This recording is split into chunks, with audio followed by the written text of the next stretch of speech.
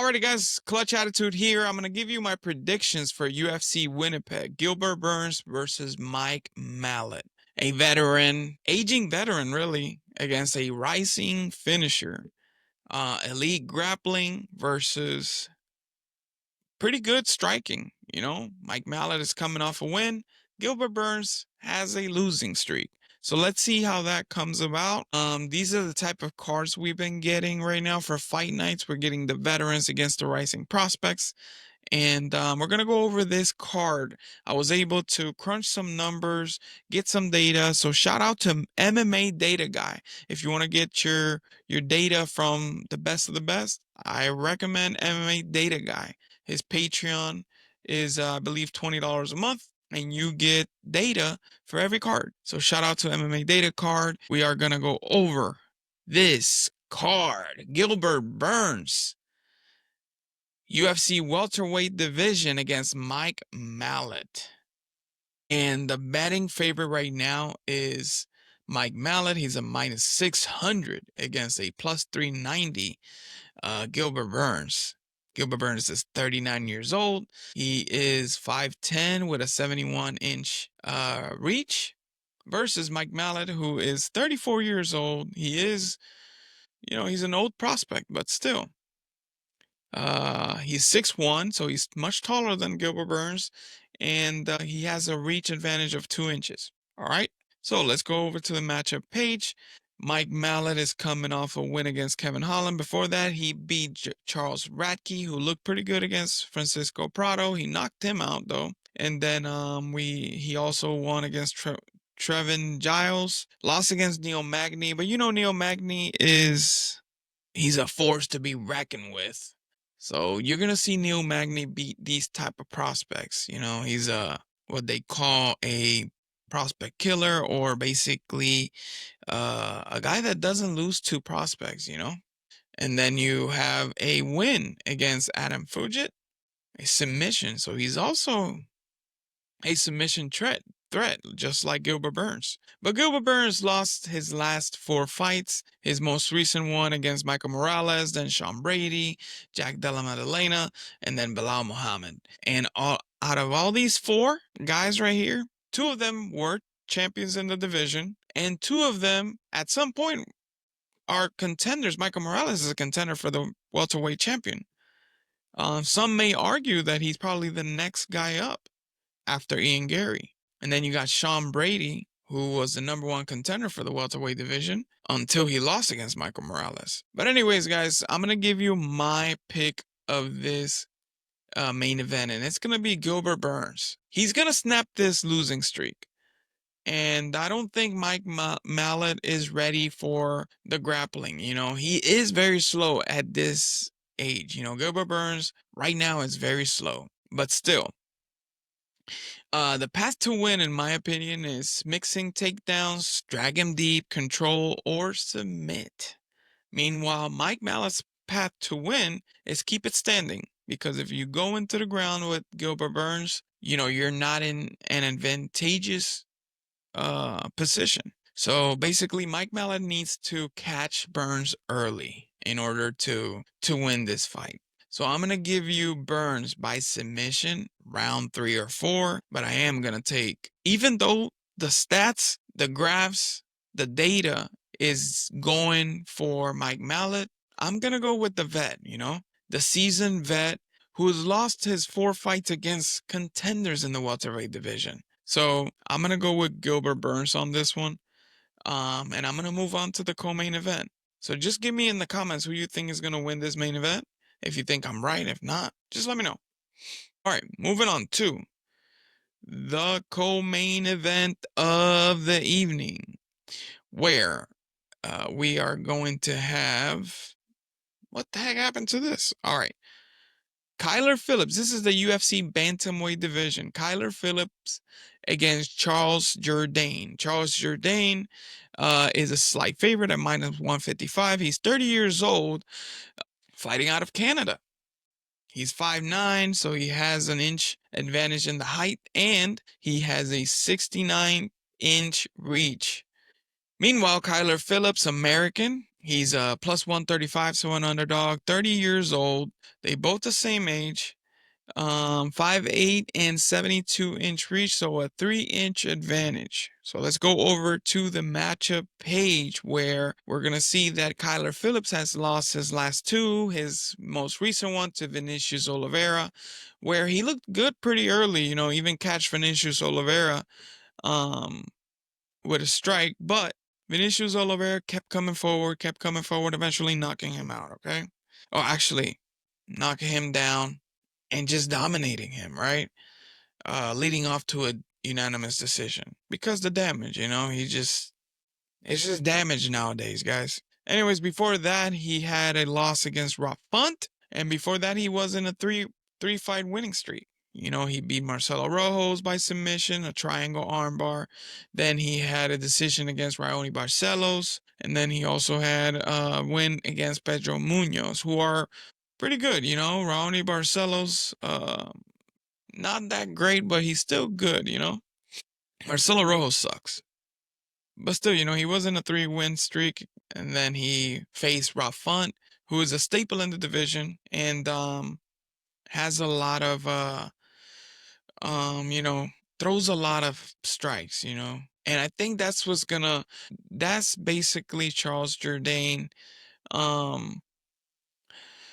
weakness. You know, if you have a guy that throws a lot of punches and lands a lot, you know, he's eventually going to get tired. He's eventually going to get out.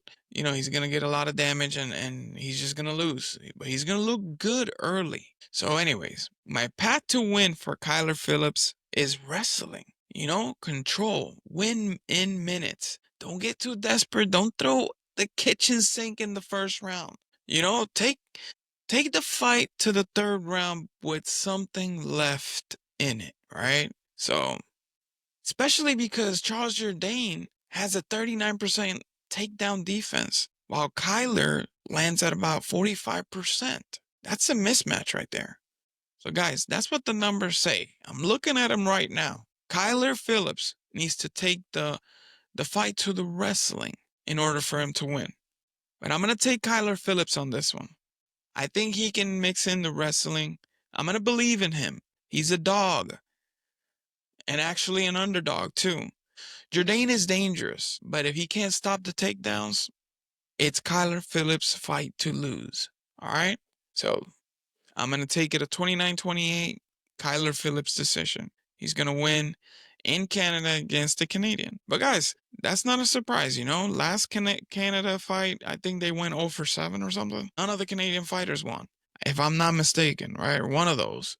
So I'm going to go with Kyler Phillips to take this via decision against Charles Jourdain, who's coming off 2 wins, one against Davey Grant, and then the other one against Victor Henry in a submission. But both submissions. But I don't think, you know, he's going to have the advantage in the ground game against Kyler Phillips. I'll be honest. All right, guys, moving on to the feature bout of the evening. Mendel Rat Garbage Nalo against Jai Herbert. All right. Mandel Nalo, they have him as Mango, but his actual nickname is Rat Garbage. For those of you who know Mandel Nalo as Rat Garbage. Shout out to Mandel Nalo. All right, so Mandel Nalo is a slight favorite. He's coming off a win in the Contender Series. He's 36 years old, so he's an old prospect. He's 155 pounds, so this is in the lightweight division. He's 6 feet tall, 75-inch reach. He's pretty strong. The guy has good physique, and he's going against Jai Herbert. And Jai, he's a very skilled boxer, striker. He's pretty good. But he's also 6'1" with a 77-inch reach, 2-inch reach advantage. 76% of the people here in Topology have Rat Garbage to win. That's cool. But anyways, yeah. Mandel Nalo, he's coming off 5 wins. The regional scene and then the Contender Series where he knocked out Samuel Silva. And then on the other hand, Jai Herbert is coming off a loss against Chris Padilla. Taco Padilla was a split decision. Before that, he won against Bedoya, who sucks. And then before that, he lost against Faris Ziam. And then he had a draw against Ludovic Klein, who was, guys, I mean, it was a majority draw against Ludovic Klein. And Ludovic Klein is pretty good. Jai Herbert, let's not take anything bad from Jai Herbert. But it's just, it feels like Rat Garbage is supposed to win his debut. You know what I mean? So I'm gonna take Rat Garbage to get it done. To get it done by KO. He's gonna knock out Jai Herbert. We saw Jai Herbert go down, against Ilia Topuria, where he actually dropped Ilia Topuria. But I'm gonna take Rat Garbage to take the KO in the first round. I think Rat Garbage has some strong hands. So I'm going to go with the Canadian to win this one, really. Mendel Nalo. All right, well, let's move on to MMA woman. Jasmine Jasuduvicious against Karini Silva. All right, so Jasmine Jasuduvicious is coming. Jasuduvicious, guys, Jasmine is coming off a loss against Manon Fiorot. And Manon Fiorot is pretty good. She's contending for a championship. I mean, she's probably up next, right? And she's going against Karini Silva, who's coming off a loss against Macy Barber, who out-wrestled her. Karini Silva has good jiu-jitsu, but I don't know. Sometimes I feel like she gasses pretty early. Before that, she beat Dione Barbosa, who just came off a win. Before that, she was out-wrestled by Vivi Araujo, who just came off a win against Shayna Young in the PFL, in her PFL debut. Before that, she beat Ariane da Silva, and before that, she beat Marina Moroz. She's a dog. She's 32 years old. She's 5'5" with a 67-inch reach. The height and reach advantage goes to Jasmine. She's also Canadian. And she's a minus 320 underdog. I mean, favorite. But yeah, like I said, she's coming off a loss, and I think she takes it back, right? She's gonna go against Karini Silva, and she's gonna beat her. Man, but what do I take? I'm gonna take Jasmine via submission in the third round. I think it's live, because Karini Silva is gonna be gassed in the third round. I already see it. She's gonna be gassed, and Jasmine has good gas tank in the third round. She's had many fights and in the fight, via decision. So I'm gonna take Jasmine with a submission in the third round. It's live, guys. She's got a mean Darshoke. She had a Darshoke against Ariane da Silva. Karini Silva took her to a decision. So I'm gonna take Jasmine Jasuduvicious to take this in her hometown or in her home country, Canada. 91% is going with Jasmine. That's pretty good in topology. All right, let's move on to the last fight of main card. And that's going to be Thiago Moises against Gage Young. All right, so Gage Young is 25-year-old prospect. He's 5'9" with a 70-inch reach. Thiago Moises is 31 years old. He's a vet. He's been in the UFC since 2018. He won in the Contender Series. Yep. He's 5'9" and also has a 70.5 reach, about a half an inch of reach advantage. Let's go to the matchup page. All right. This is a sneaky fight right here, guys. We got Thiago Moises coming off a loss, got knocked out by Jared Gordon. Ugly knockout. But anyways, before that, he beat Trey Ogden. And then before that, he lost against Ludovic Klein. And then he won. So he's been winning, losing, winning. All right. But before that, 2 years ago, he got rocked by Benoit Saint-Denis. That's when Benoit Saint-Denis was on a roll. And then he lost against DP. And now he's on a roll again.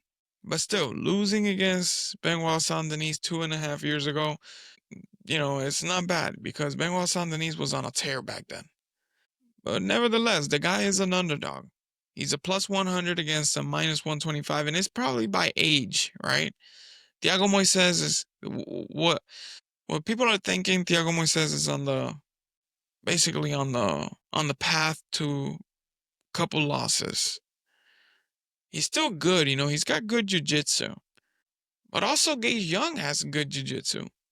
They both come from jiu-jitsu's background. Gage Young is coming off Ignite Jiu-Jitsu and MMA Academy. This is a tough fight. This is a sneaky fight right here, guys. But I think I'm going to go with the age. I'm going to go with Gage Young. G Money is going to get it done. And I think Gage Young he's going to be in your face all the time. You know what I mean? He just doesn't throw much. But at the same time, the pressure is what is going to get Thiago Moises. But hey, be careful. Be careful with the leg kicks. He throws mean leg kicks and kicks to the body, kicks to the head. So that's what Gage is going to have to be careful with, because if he keeps his standing, Gage Young is going to have to be in his face, like very close.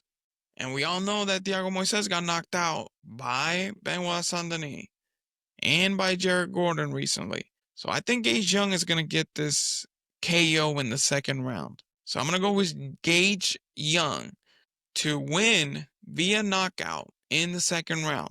The pressure.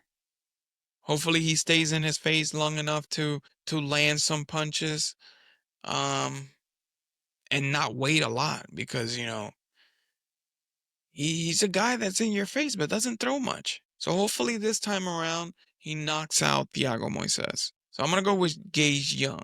All right. And I'm also going to give you a parlay. All right. So let's do this parlay. I'm going to go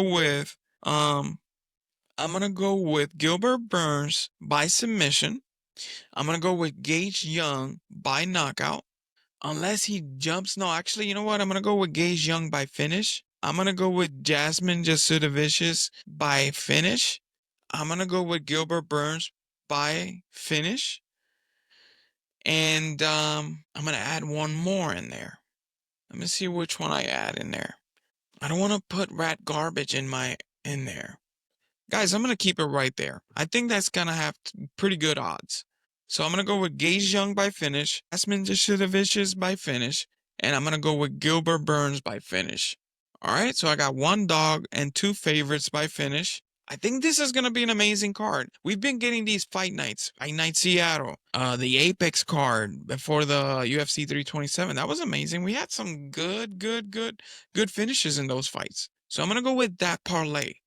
I'm going to keep it simple. I'm going to keep it a 3-leg parlay that pays a lot of money. And the upset, right? Gilbert Burns. That's my upset of the night. I think he's going to take it to the ground in the second round, third round, where Mike Malott is probably going to get gassed because he's going to throw the kitchen sink at Gilbert Burns. And I don't think he's got enough power to knock him out. Again, Gilbert Burns has had a long break. He's had a long break, right? He hasn't. Usually Gilbert Burns fights twice a year. And his last fight was back in last year, May of last year. So he's had a long break, because before that he fought in March 2024, September 2024, and then May 2025. So that gave him a good break, right? And I don't think Mike Malott has the power that Michael Morales has. So, or Jack Della Maddalena. So I'm going to go with Gilbert Burns to get the upset in Canada. All right. Well, hey, that was all. Subscribe, like, let me know in the comments what you think. I'm going to go ahead and pin my parlay so that way you don't have to skip through the video and do all that. But I'm going to go with that. Short and sweet. Gilbert Burns by submission. Actually, Gilbert Burns by finish. Jasuduvicious by finish. And also Gage Young. G Money by finish. All right, guys. That was all. Take care. Subscribe, like, comment.